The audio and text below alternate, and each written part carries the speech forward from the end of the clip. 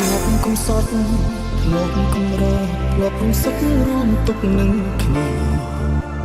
យើងសន្យាមិនចង់គ្នាទោះជាមានរឿងអ្វីក៏ដោយតែសន្យាមិនព្រឹកសន្យាគ្រប់យ៉ាងគេបំភ្លេចអស់ហើយគឺធ្វើឲ្យលោកខ្ញុំស្រឡាញ់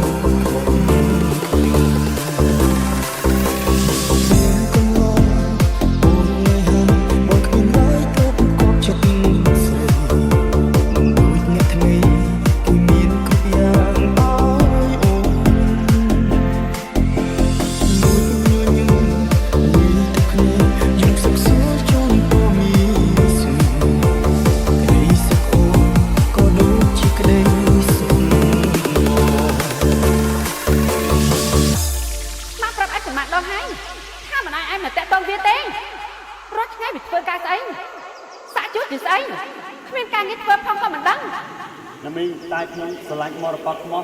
ឯងស្រឡាញ់មរកតពិតមែននោះឯងគួរតែដោះលែងមរកតទៅមិនគួរឯងបំផ្លាញអនាគតរបស់នាងបែបនេះទេធ្វើមិនដេចយើងក្រ